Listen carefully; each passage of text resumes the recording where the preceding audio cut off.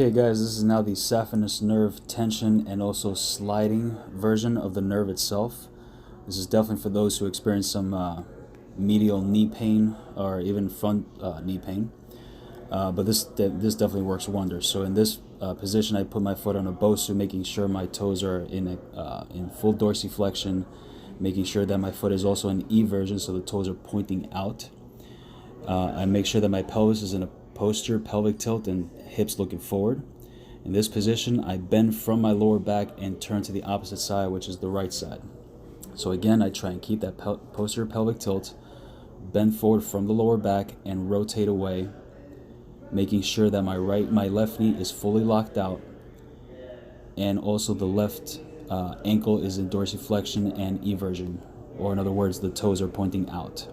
So again, here I'll bend forward again, and I'll rotate away, making sure that I feel this long stretch from the front of my left hip all the way down to my ankle, and definitely also on the left lower back and oblique area.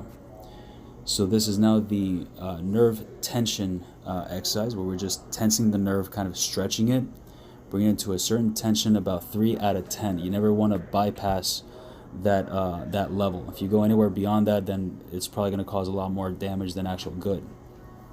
So now I'm going to show the saphenous nerve the sliding.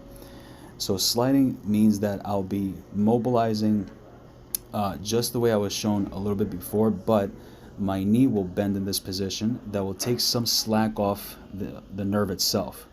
So as I bend forward and rotate away, my knee bends at the same time, but when I come back, I make sure that I extend my knee to its original position.